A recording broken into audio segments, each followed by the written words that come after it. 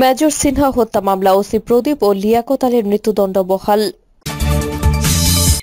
জামাত নিবন্ধন ফিরে পাওয়ায় বহুদলীয় গণতন্ত্রের পরিপূর্ণতা এসেছে বলল বিএনপি। জানাবো হাসিনার বিচার নিয়ে বিদেশি মিডিয়া যা লিখেছে,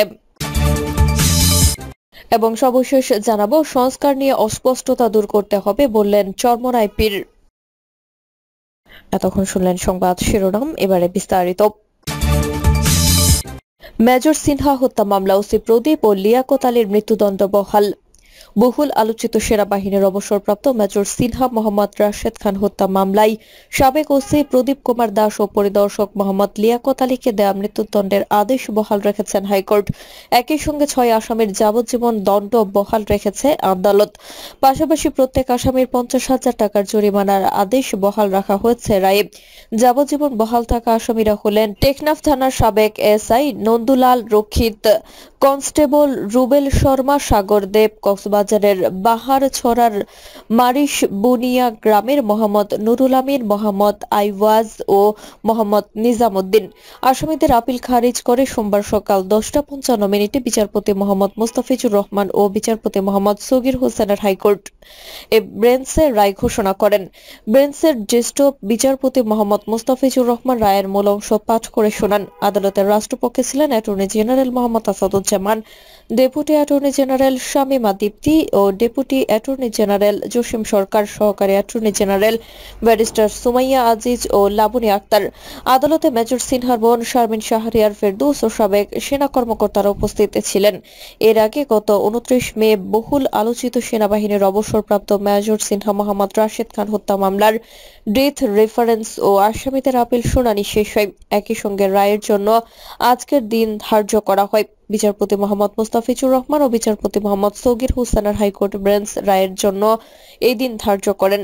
আদালতে রাষ্ট্রপক্ষে শুনানি করেন attorney general Mohammad Asaduzzaman, deputy attorney general Shamima Dipti, সঙ্গে আছেন deputy attorney general Jasim Sarkar, সহকারী attorney general barrister Sumaiya Aziz, Labni Akter.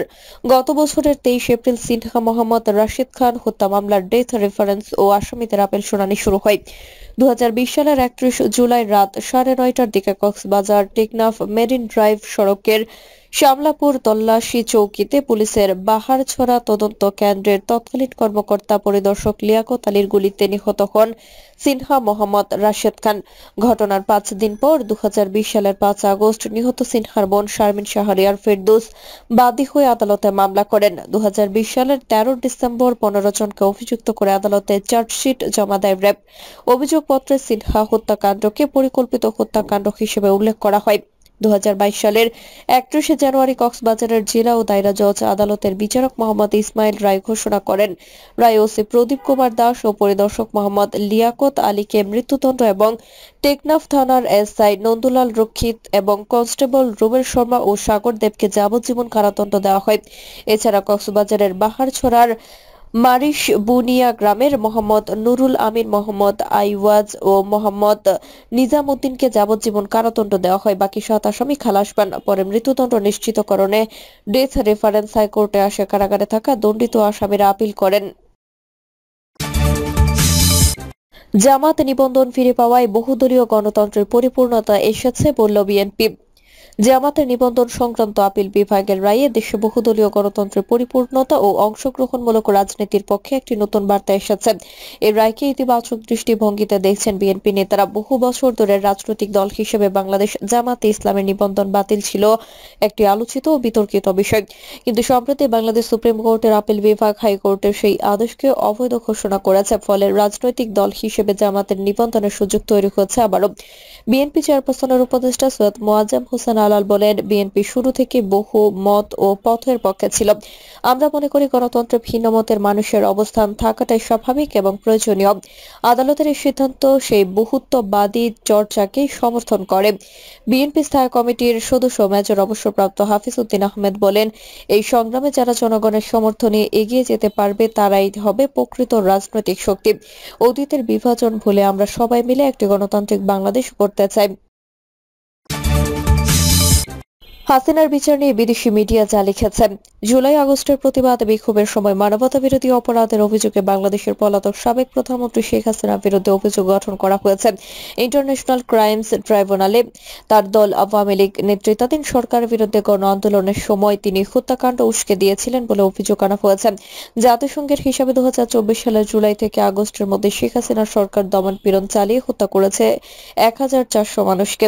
এরপর ছাত্রদের নেতৃত্বে গণ আন্দোলনে 15 বছর শাসনের রীতি টেনে 77 বছর বয়সী শেখ হাসিনা পালিয়ে ভারতে চলে যান। সাবেক প্রধানমন্ত্রী শেখ হাসিনার বিচার প্রক্রিয়া নিয়ে বিদেশি মিডিয়া এমনই রিপোর্ট লিখেছে। বার্তা সংস্থা এএফপি লিখেছে, ক্ষমতাচ্যুত শেখ হাসিনার সরকারের সঙ্গে যুক্ত সাবেক বেশ কিছু সিনিয়র নেতা বর্তমানে নিষিদ্ধ আওয়ামী লীগের সঙ্গে কিছু নেতার বিরুদ্ধে বিচার হচ্ছে এবং বাংলাদেশের আন্তর্জাতিক অপরাধ আদালতে। সূচনা বক্তব্যে আওয়ামী লীগ নেতৃত্বাধীন সরকারের বিষয়ে রোববার আইসিটির প্রধান প্রসিকিউটর মোহাম্মদ তাজুল ইসলাম বলেন, তথ্য প্রমাণ যাচাই শেষে আমরা এই উপসংহারে পৌঁছেছি যে এটা ছিল সমন্বয়ের মাধ্যমে ব্যাপকভাবে এবং পর্যায়ক্রমিক হামলা। অভিযুক্তরা আইন প্রয়োগকারী সংস্থাগুলো এবং তার দলের সশস্ত্র সদস্যদের ব্যবহার করেছে গণ আন্দোলন দমিয়ে দিতে। শেখ হাসিনা ও তার দুজন কর্মকর্তা প্রতিজনের বিরুদ্ধে 5টি করে অভিযোগ করেন তাজুল ইসলাম। এর মধ্যে আছে জুলাই বিদ্রোহের সময় গণহত্যায় প্ররোচনা দেওয়া হয়েছে, উস্কানি দেওয়া হয়েছে, সহযোগিতা দেওয়া হয়েছে, ষড়যন্ত্র করা হয়েছে এবং গণহত্যা বন্ধে ব্যবস্থা নিতে তারা ব্যর্থ হয়েছে। প্রসিকিউটররা বলেন, এসব কর্মকর্তা মানবতা বিরোধী অপরাধ হিসেবে ধর্তব্য। রিপোর্টে আরো বলা হয়, শেখ হাসিনা এখনো ভারতে স্বেচ্ছা নির্বাসনে আছেন। তিনি এসব অভিযোগকে রাজনৈতিক উদ্দেশ্য প্রণোদিত অবহিত করে তা প্রত্যাখ্যান করেছেন। শেখ হাসিনা ছাড়াও এই মামলার আসামিদের মধ্যে আছেন সাবেক পুলিশ প্রধান চৌধুরী আব্দুল্লাহ আল মামুন, সাবেক স্বরাষ্ট্রমন্ত্রী আসাদুজ্জামান খান কামাল। এর মধ্যে আব্দুল্লাহ আল মামুন নিরাপত্তা হেফাজতে আছেন, তবে রোববার তাকে আদালতে হাজির করা হয়নি। অন্যদিকে আসাদুজ্জামান খান কামাল পলাতক আছেন। রিপোর্টে আরো বলা হয়, শেখ হাসিনা সরকারের সিনিয়র কর্মকর্তাদের বিচার এখন ক্ষমতার লড়াইতে বেশ কয়েকটি রাজনৈতিক দলের মূল দাবিতে পরিণত হয়েছে। বর্তমান অন্তর্বর্তী সরকার আগামী নির্বাচন দিতে চেয়েছে 2026 সালে জুনের আগেই। ওদিকে শেখ হাসিনার বিরুদ্ধে বিচার কার্যক্রম রোববার সরাসরি রাষ্ট্র টেলিভিশন বাংলাদেশ টেলিভিশন সরাসরি সম্প্রচার করে। এটাই বাংলাদেশের কোনো বিচারিক কার্যক্রম সরাসরি সম্প্রচারের ঘটনা। প্রসিকিউটর তাজুল ইসলাম প্রতিশ্রুতি দেন যে বিচার হবে পক্ষপাতিত্বহীন। তিনি বলেন, এটা প্রতিশোধ নেওয়ার কোনো ঘটনা নয়, তবে নীতির প্রতি প্রতিশ্রুতি বা প্রতিশ্রুতিবদ্ধ যে একটি গণতান্ত্রিক দেশে মানবতার বিরুদ্ধে অপরাধের কোনো স্থান নেই। এএফপি আরো লিখেছে, তদন্তকারী মামলার সঙ্গে সম্পর্কিত ভিডিও ফুটেজ, অডিও ক্লিপ সংগ্রহ করেছেন শেখ হাসিনার ফোনে কথোপকথন, হেলিকপ্টারের রেকর্ড এবং ড্রোন উড়ানোর ঘটনা। একই সঙ্গে দমন পীড়নের শিকার ভিকটিমদের বক্তব্য সংগ্রহ করা হয়েছে। প্রসিকিউশন যুক্তি উপস্থাপন করে যে স্বরাষ্ট্র মন্ত্রণালয় এবং পুলিশের মাধ্যমে প্রতিবাদকারীদের দমন করার জন্য নিরাপত্তা রক্ষাকারীদের নির্দেশ দিয়েছিলেন শেখ হাসিনা। তাজুল ইসলাম বলেন, এর ফলে তারা পর্যায়ক্রমিকভাবে হত্যাকাণ্ড, অ্যাটেম্পটেড মার্ডার, নির্যাতন ও অন্যান্য অমানবিক কর্মকাণ্ড পরিচালনা করেছেন। প্রসিকিউটররা আরো অভিযোগ করেন যে শেখ হাসিনার নির্দেশের পর নিরাপত্তা রক্ষাকারীরা হেলিকপ্টার থেকে প্রকাশ্যে গুলি করেছে। রংপুরের প্রতিবাদী ছাত্র আবু সাইদকে হত্যায় নির্দেশ দেওয়ার জন্য শেখ হাসিনাকে অভিযুক্ত করেছেন তারা। উল্লেখ্য, 2024 সালের 16 জুলাই রংপুরে খুব কাছ থেকে গুলি করে হত্যা করা হয় আবু সাইদকে। এই প্রতিবাদ বিক্ষোভে পুলিশের দমন পীড়নে প্রথমে নিহত ছাত্রনেতা তিনি। হাসিনার পতনের পর তাকে হত্যার শেষ মুহূর্তে বারবার বাংলাদেশ টেলিভিশনগুলো দেখিয়েছে। উল্লেখ্য, শেখ হাসিনা সরকারের সঙ্গে যুক্ত এই মামলার প্রথম বিচারিক কার্যক্রম আইসিটি শুরু করে 25 মে। মামলায় 5ই আগস্ট কমপক্ষে 6 জন প্রতিবাদীকে হত্যার জন্য মানবতার বিরুদ্ধে অপরাধের জন্য পুলিশের 8 কর্মকর্তার বিরুদ্ধে অভিযোগ আনা হয়েছে। এই 5ই আগস্ট হাসিনা দেশ ছেড়ে পালিয়ে যান। এর মধ্যে 4 জন কর্মকর্তা হেফাজতে রয়েছেন। বাকি 4 জনের বিচার শুরু হয়েছে তাদের অনুপস্থিতিতে। উল্লেখ্য, 1971 সালের স্বাধীনতা যুদ্ধের সময় পাকিস্তানি সেনাবাহিনীকে সহায়তাকারীদের বিচার করতে 2009 সালে আইসিটি গঠন করেন শেখ হাসিনা। এই আদালত হাসিনার রাজনৈতিক প্রতিপক্ষ বেশ কয়েকজন প্রথম সারির নেতাকে মৃত্যুদণ্ড দিয়েছে। সে বিচারকে ব্যাপকভাবে দেখা হয় শেখ হাসিনার প্রতিপক্ষকে নির্মূল করার উদ্দেশ্য হিসেবে। ওদিকে আলাদাভাবে রোববার সুপ্রিম কোর্ট বাংলাদেশের সবচেয়ে বড় ইসলামপন্থী দল জামাতে ইসলামের নিবন্ধন পুনঃপ্রতিষ্ঠিত করে। এর অর্থ তারা নির্বাচনে অংশ নিতে পারবে। এর আগে শেখ হাসিনা জামাতে ইসলামীকে নিষিদ্ধ করেছিলেন এবং এই দলটির নেতাদের বিরুদ্ধে দমন পীড়ন চালিয়েছিলেন। অন্যদিকে মে মাসে বাংলাদেশের অন্তর্বর্তী সরকার নিষিদ্ধ করে আওয়ামী লীগকে ভারতের অনলাইন ক্রল লিখেছে। বাংলাদেশের সাবেক প্রধানমন্ত্রী শেখ হাসিনার বিরুদ্ধে মানবতার বিরুদ্ধে অপরাধের অভিযোগ গঠন করেছে বাংলাদেশের আন্তর্জাতিক অপরাধ ট্রাইব্যুনাল। তার বিরুদ্ধে ব্যাপকভাবে হত্যার অভিযোগ আনা হয়েছে। আল জাজিরা তার রিপোর্টে বলেছে, আদালতের সামনে অভিযোগ তুলে ধরেন প্রধান প্রসিকিউটর তাজুল ইসলাম। ইসলাম। তিনি ছাত্রদের বিরুদ্ধে শেখ হাসিনা সরকারের সহিংসতাকে সমন্বয়ের মাধ্যমে বিস্তৃতভাবে এবং পর্যায়ক্রমে হামলা বলে অভিহিত করেছেন। বলা হয়েছে, অভিযুক্তরা আন্দোলন গুড়িয়ে দিতে সব আইন প্রয়োগকারী সংস্থা শেখ হাসিনার দলের সশস্ত্র সদস্যদের ব্যবহার করেছেন। ওইদিকে জাতিসংঘের রিপোর্টে বলা হয়েছে, 2024 সালের 1 জুলাই থেকে 15 আগস্টের মধ্যে বাংলাদেশে হত্যা করা হয়েছে 1400 মানুষকে। এর বেশিরভাগই নিহত হয়েছেন বাংলাদেশের নিরাপত্তা রক্ষাকারীদের গুলিতে। নিহতদের শতকরা 12 থেকে 13 ভাগই শিশু।